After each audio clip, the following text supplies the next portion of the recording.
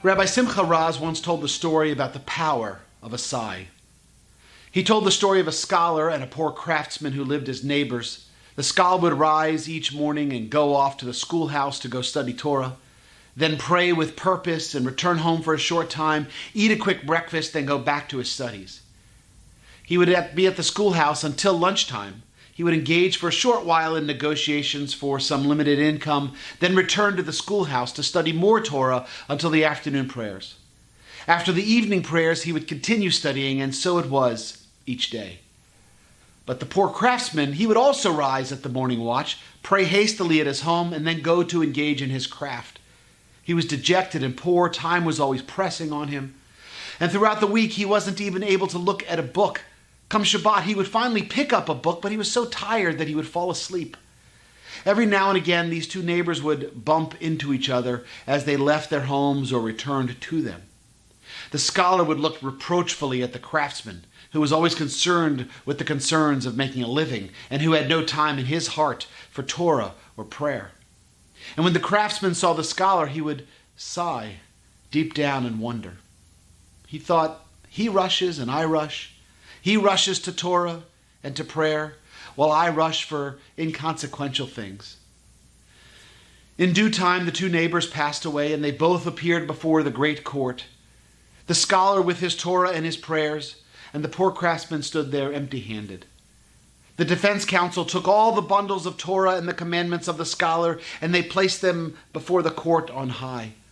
The prosecuting counsel stood up and argued, "The Garden of Eden is not the place for this man," who was proud of himself in the face of the poor craftsman, and even looked at him reproachfully from time to time. The craftsman was summoned also before the court on high and asked, "What do you have?" He sighed from the depths of his heart and said, "I have no Torah and no prayer to my credit. I was a poor man troubled with earning a living. My time was short and I was unable to spare time for proper study of the Torah and for prayer."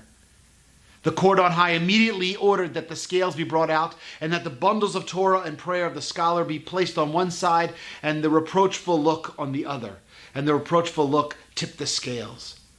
They then placed on the first side all the days of the poor craftsman that were devoid of Torah and prayer, and on the other side the sigh that came out of his heart when he saw his neighbor engaging in Torah and in commandments. And the sigh tipped the scales. In this week's Torah portion called Shemot, which starts the book of Exodus, we read that the Israelites were groaning under the bondage and cried out, and their cry for help, their sigh from the bondage, rose up to God.